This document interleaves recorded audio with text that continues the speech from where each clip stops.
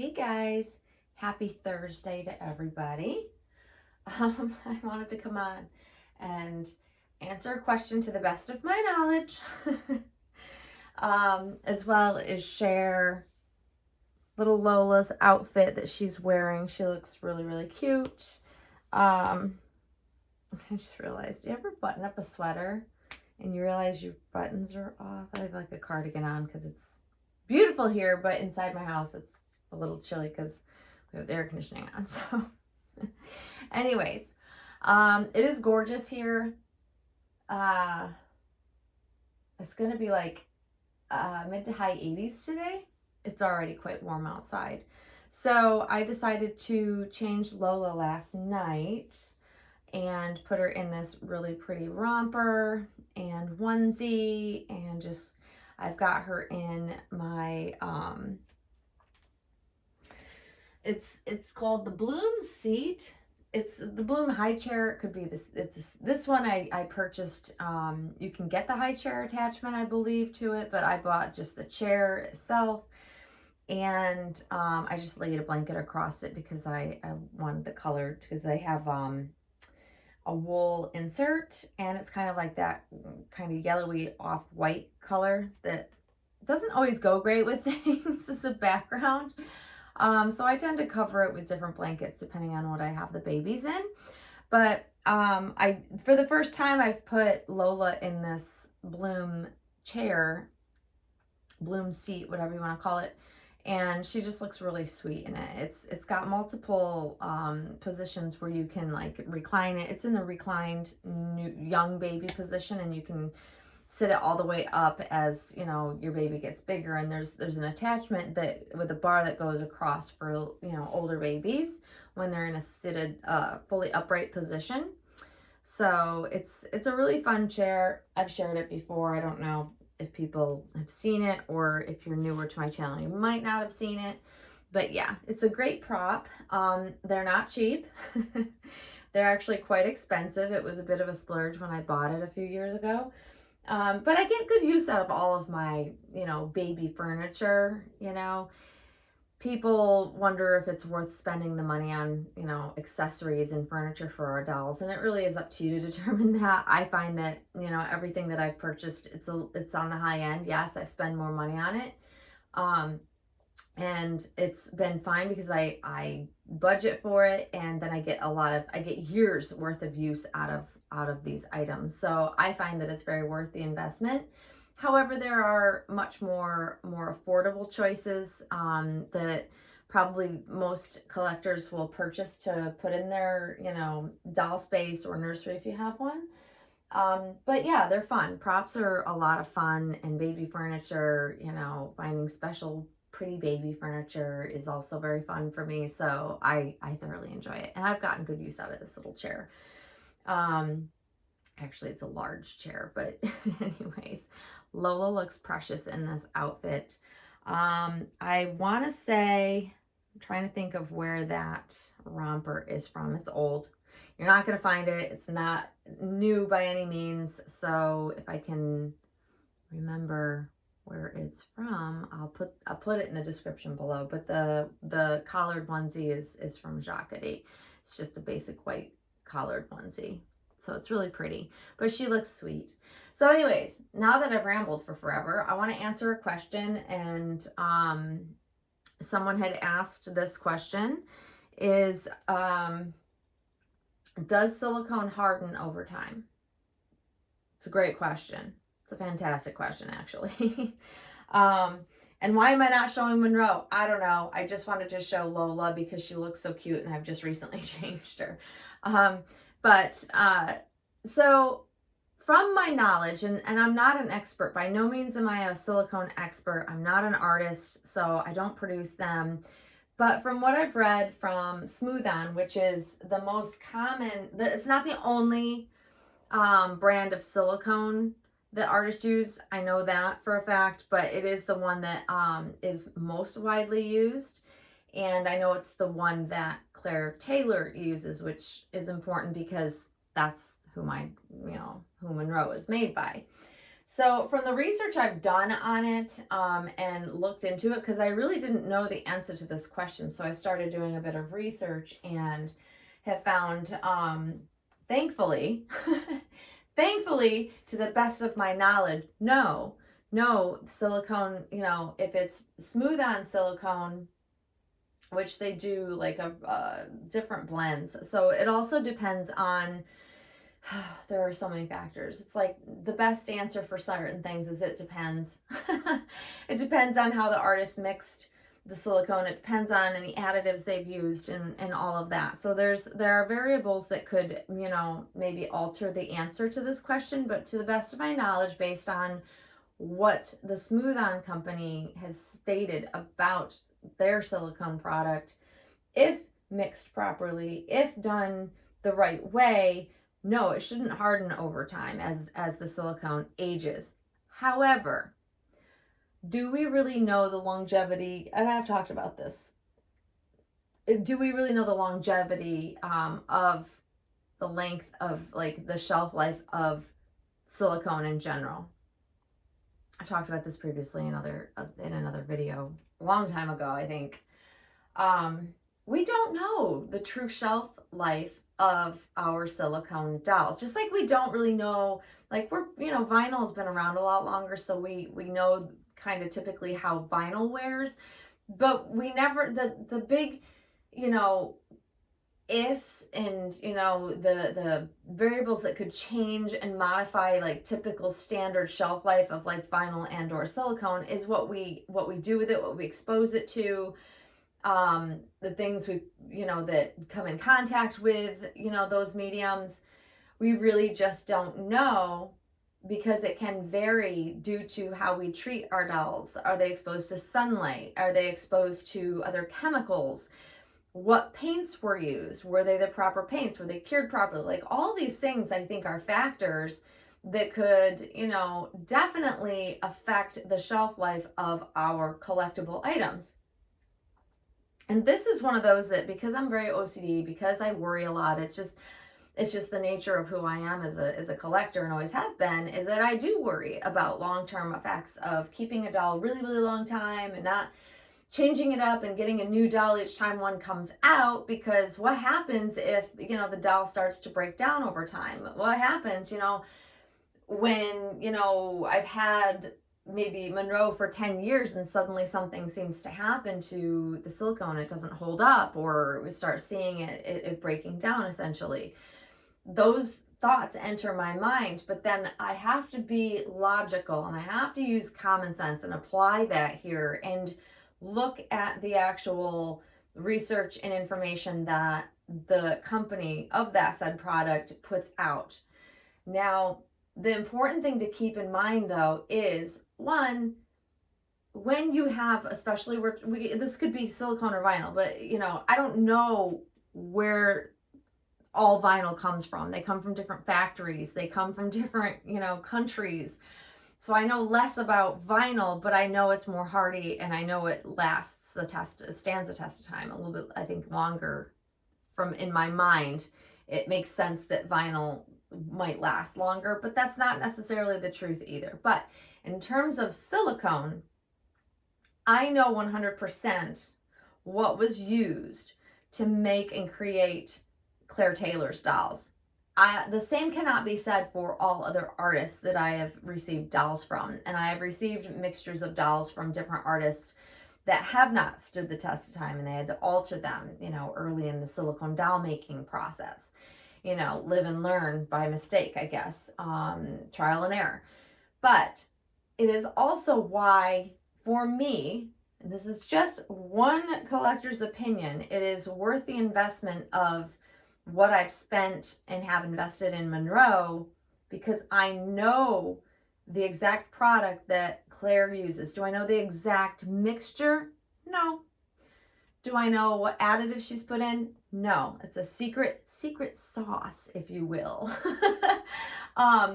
But Claire has been working with Smooth On products. She has stated that she only uses their paints, so she only uses their products for, fully finished dolls. Like, everything she uses and brings and uses to bring the doll to life, paints, matting, all of the necessary items, she uses to the Smooth On standard. She has stated this in a video at one point in time over the years that, you know, it is medical grade quality.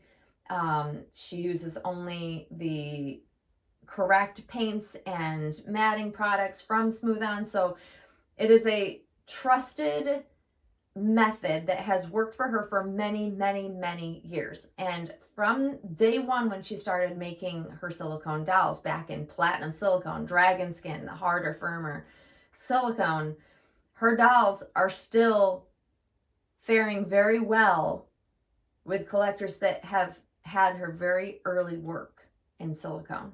The dolls stand the test of time.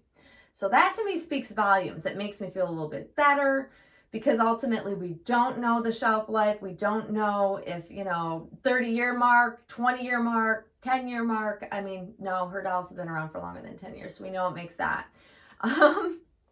But ultimately, it's also how we treat and care for the dolls. You know, that being said, like, you know, the care instructions that you get from an artist are very important. And I pay attention to those things, you know. All the things that we have done to our dolls will come into play on how long they will last for us. I truly believe that wholeheartedly. I think that by not exposing, especially silicone, to different chemicals and things that can harm them over time, and it may take many years for it to actually show the harm done, I think I err on the side of caution of being probably overcautious in most people's eyes. I know that some collectors think I'm crazy because I won't bathe my doll. I've heard that over and over again, that, oh, it's fine, just, it's fine, you worry too much.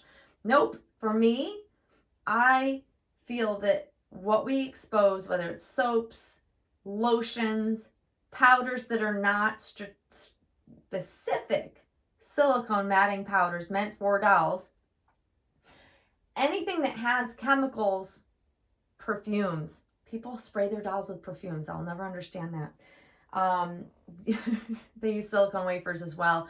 I think that, I don't know, I would never spray my doll, but I've seen people do it. Anything that has a chemical makeup that you don't know what's in it can counteract what's on the doll, what's the doll made, and that could be with silicone or vinyl. So back to vinyl. So I've touched upon silicone. You know, many factors can play into that. I feel strongly that, you know, Claire's work will stand the test of time. How long? Don't know. Back to vinyls. We don't know where every vinyl kit comes from unless you reach out to the artist and you find out where their specific kits have come from and what they're made from. And even then, it might not be easy to find out what's in them. That's part of the big counterfeits, you know, controversy, is that we don't know what those doll kits are made from. No clue. When they come from China, they could have, you know, a lot of bad things in them, potentially. We don't know for sure. That's the thing. But then every artist uses their own types of paints. And if your artist is not from the US, their standards for paints and where they get them from might be different.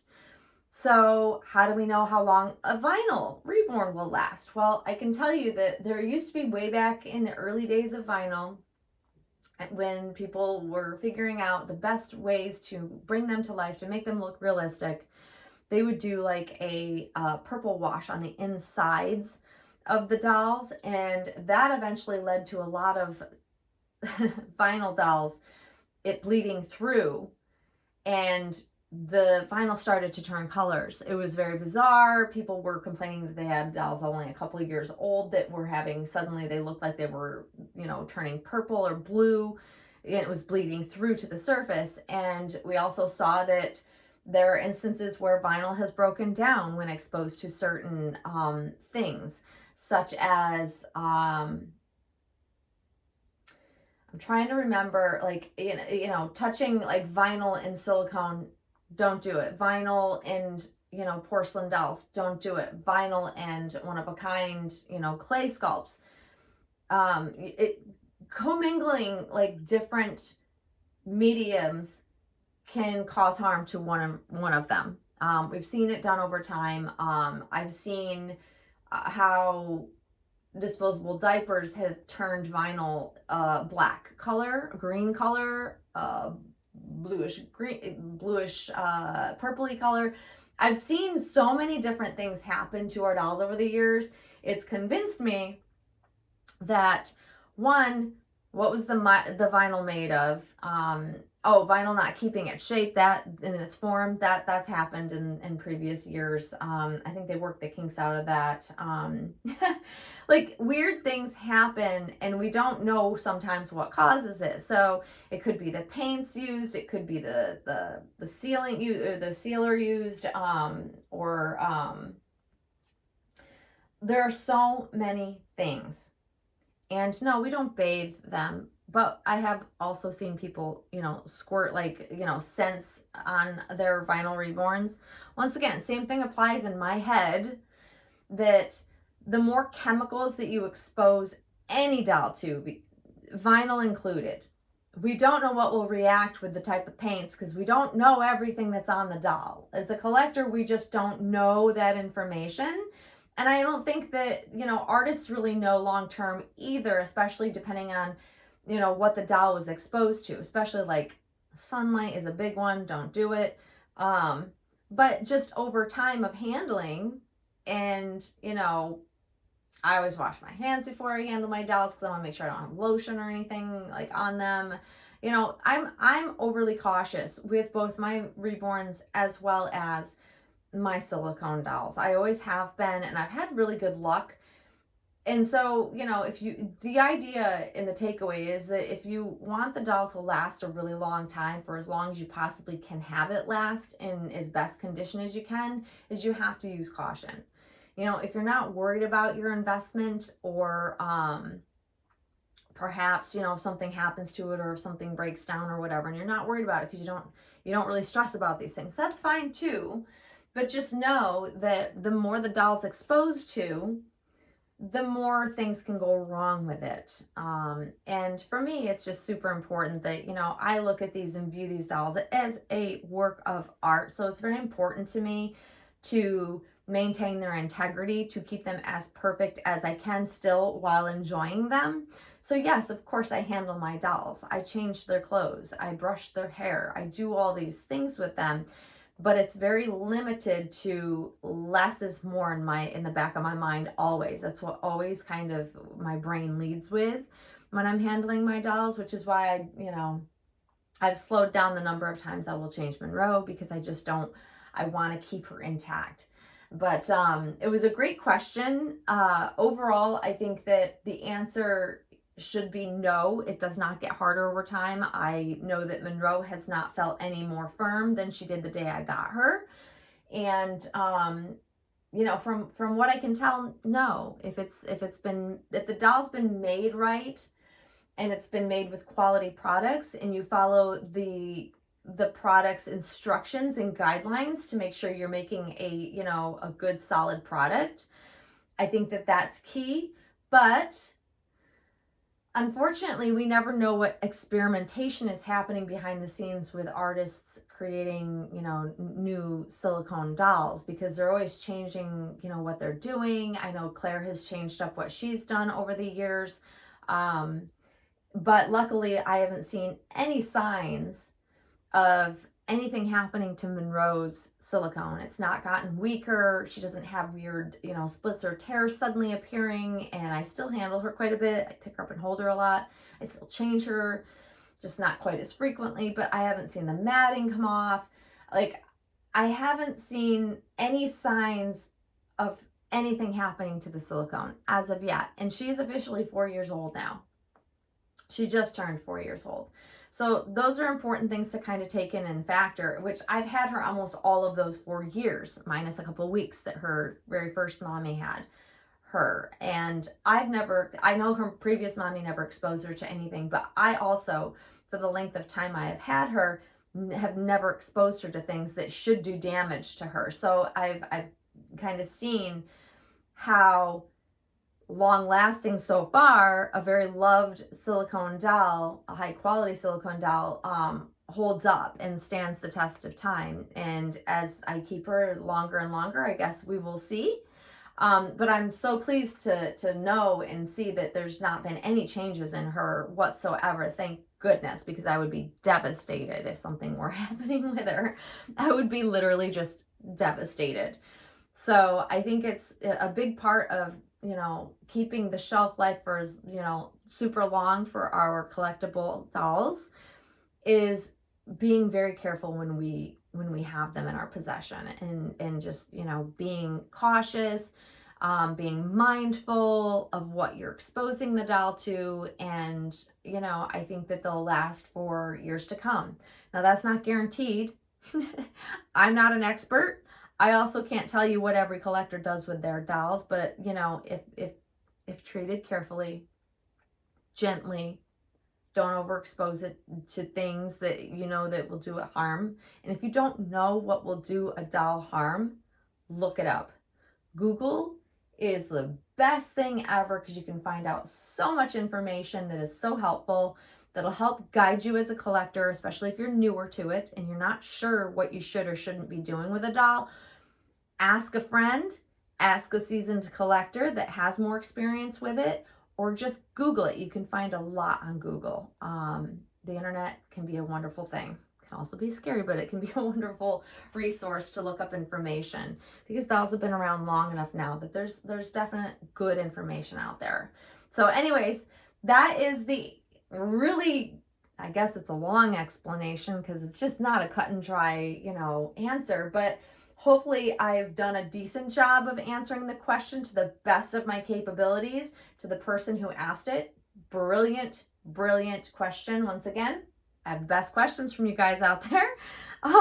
So anyways, guys, love to hear your feedback. If you're an artist and you know some more information that I don't know, or want to share your thoughts on it, please feel free, because I love hearing what artists can give us as feedback, because I am not an artist. I can only go based on what an artist has potentially told me, or what I've done my own research on and looked up from like the company and that sort of thing. So like I said, I am not an artist and I'm not an expert. It's just based on the knowledge of learning over the years, talking to artists, talking to Claire Taylor about her thoughts on things. That's where I pull my information from. But like I said, I'm not certainly not an expert, so I welcome anybody's feedback and information they want to share. So thanks for watching, guys. Tomorrow's Friday. It's going to be gorgeous all weekend, so I hope you're enjoying your week, and we will see you all soon. Thanks for watching, guys. Bye-bye.